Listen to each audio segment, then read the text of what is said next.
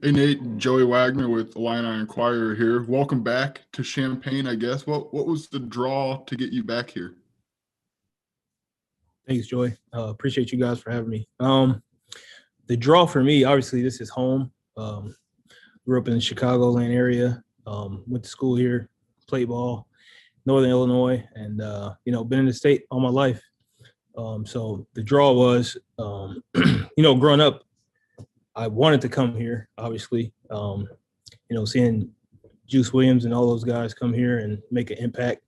You know, this was a place you wanted to be. So for me, getting a chance to come back home with the fam, that was kind of a valuable decision for me to make, and it was a pretty easy one. A little bit of a different title than you had your first time around on staff here. What are the responsibilities you're going to have here? How's this going to be different than the last time? Coach talked about the way he wants to structure this recruiting department. Basically, there's a personnel wing, a kind of recruiting logistics, recruiting wing, and then you have the branding wing. So for me, pretty much going to be focusing more on the recruiting side of things. Help building the relationships and just helping manage everything and making sure his vision comes to life. Thanks, Nate. Welcome back, man. Thank you. Hey, Nate, Jeremy, 24/7 Sports. Hope you're well, man. How does your experience with Pat help as you guys try to hit the ground running here?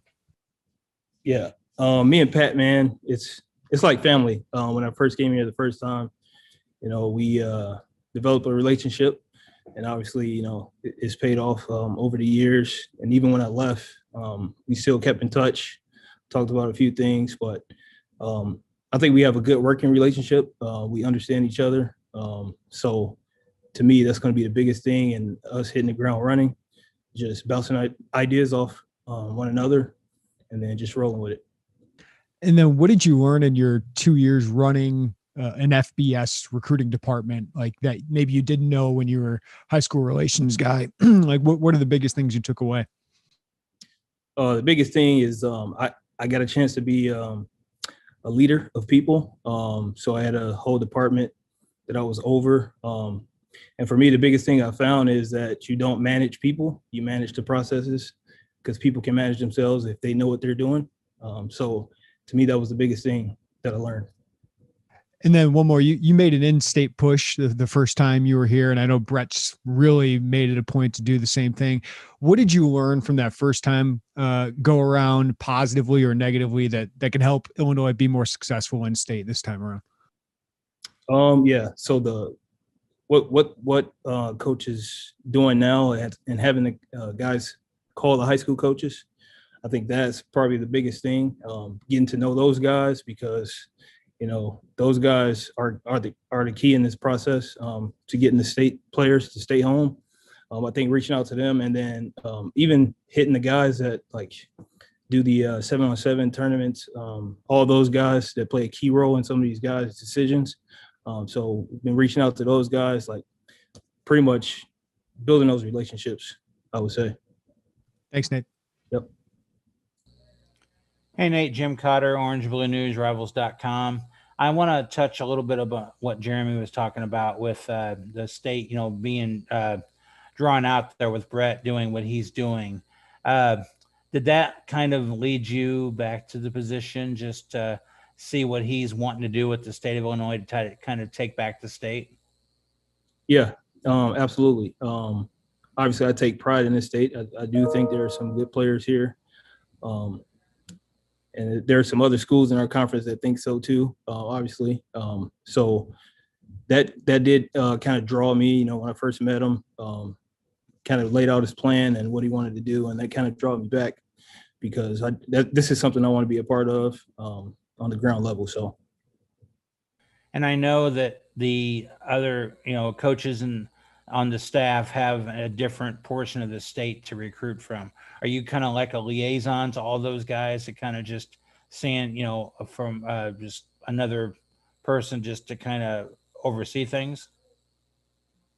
Yeah. Yep. So, with the in-state guys, I'm going to be really involved in that process.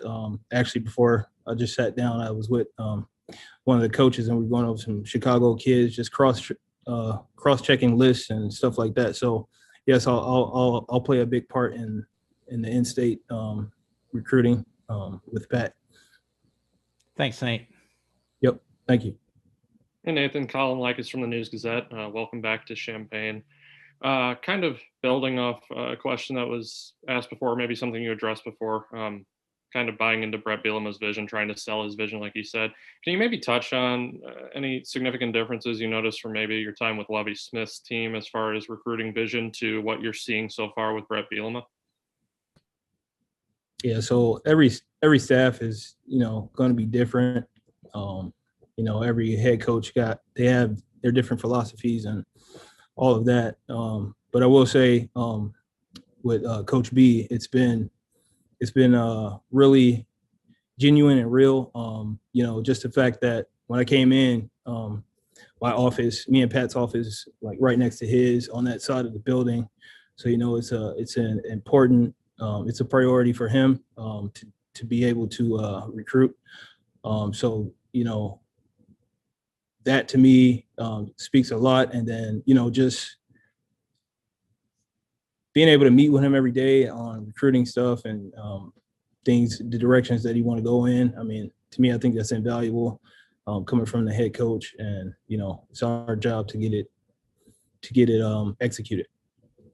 Since we've been talking about in-state recruiting, and maybe this is something more for the assistant coaches, but I'm curious about your thoughts on it as well. Just the fact that football has not happened, high school football has not happened in this state yet for this school year. How does that impact what you guys are doing as far as class of 2022 and maybe even 23? It's actually, I would say it's been a benefit because, us doing these calls, we're getting all these names, and as we were watching these guys, some of these guys need that junior film. So I feel like we're right in a position where they're going to start here in a couple of weeks. We're going to know who we need to see and who the targets are. And when they start, we'll have the games to go off of and all that to make decisions. So I kind of think it's a positive for us. Thanks, Nate. Thank you. Hey, Nate, the way Bret has talked about designing this department and breaking it up into different, kind of categories, whether it be scouring the transfer portal or high school kids. I mean, it seems very detailed, very, laid out all the way there. What was appealing to you once he pitched that in front of you? What did you like about what he sold there? Just his knowledge, obviously him being a head coach in the Big Ten and SEC, and then, doing some personnel stuff in the NFL, just his vision, like it made sense to me, right? You see where the college game is going, obviously with the portal and everything like that. So when he told me, his vision for it, it just clicked in my head and it made sense. Like this is where college football is going, so we have to adjust as a department. So I was all in. You talked about, growing up in the state and, the value that the university has to a lot of high school football players in the state. Why do you think that is? I mean, what is it about this opportunity that has kids really kind of longing to be a part of this? I think it is a flagship university. This is the school, the state school. Where I'm from, you come here, you get a degree from here. Your life has changed instantly. So I think the academic success and the prestige that this university has plays a lot of role in that decision to a lot of kids. So I know a lot of kids in my class that I went to high school with, they came down here, and if they couldn't get into school here, they went to Parkland and then transferred over. So this is. And it has always been the place that, kids wanted to come for school. And then one more, if I could. Did you have any prior relationship with any of the assistant coaches on the staff? Do you know any of these guys from before you got back here? Yeah, so Aaron Henry. So I knew of Aaron Henry. He was actually on the team. So in 2011, NIU played Wisconsin. He was actually the starting safety for that team. I do remember him. He had the dreads and stuff like that. But so I knew of him, and he knew of me. We followed each other on social media. But it was the first time meeting him when I came here on an interview, and it was great. Felt like we knew each other forever. Coach Kane actually was a coach when I was a player at NIU. Great guy, man. Had a good influence on me as a player and then as a man. So got a chance to work with him after my playing career as a GA. So he was obviously that relationship's there. And then Corey Patterson, obviously he's like older brother to me. He's been real. He's had an impact on my career as well. Just watching him grow from a high school coach to where he is now. It's been amazing.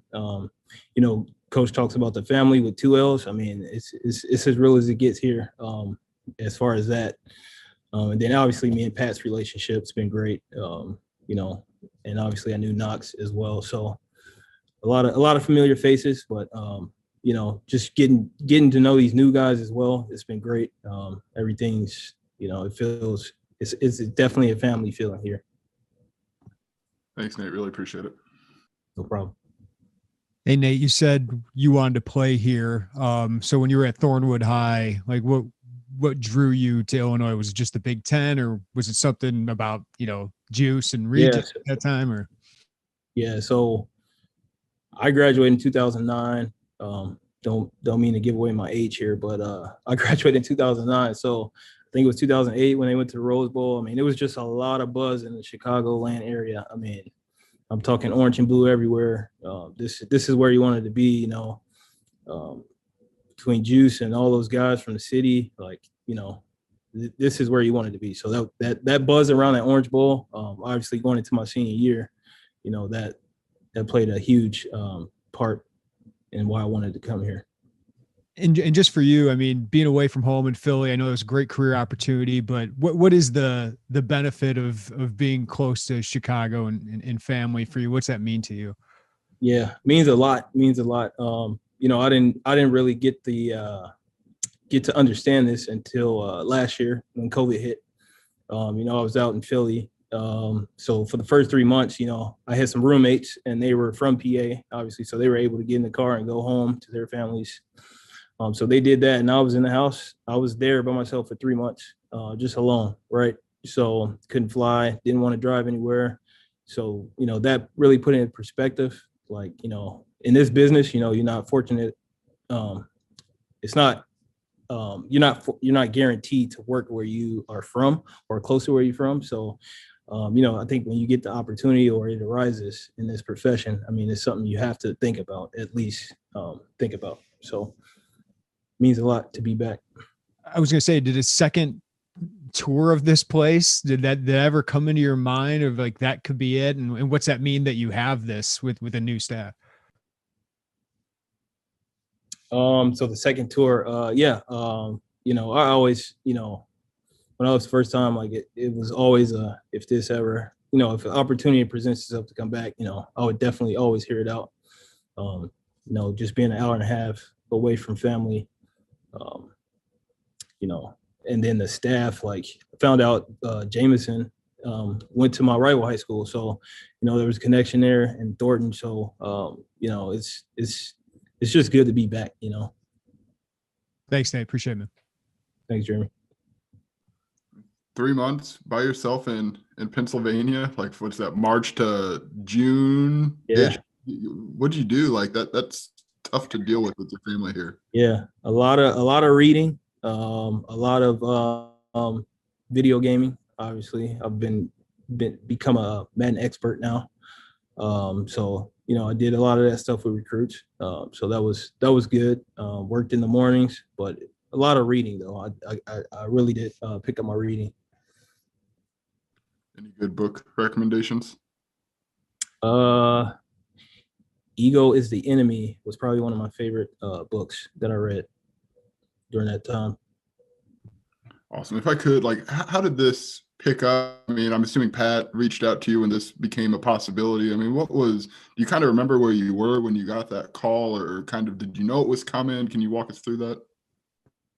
Yeah, so I was it was actually a Saturday, and I was coming back from a workout, intense workout. It was leg day, I believe it was. So I just had laid down, and I was going to turn on TV and relax a little bit, and then get a call from Pat like, "Hey, Coach B is going to call you today." So it kind of got me up, and I was just sitting around waiting on that call. And then when he called, it was ain't looked back since, right? Your family, I'm assuming, pretty happy when you called them and let them know? Oh yeah, absolutely. Thanks, Nate.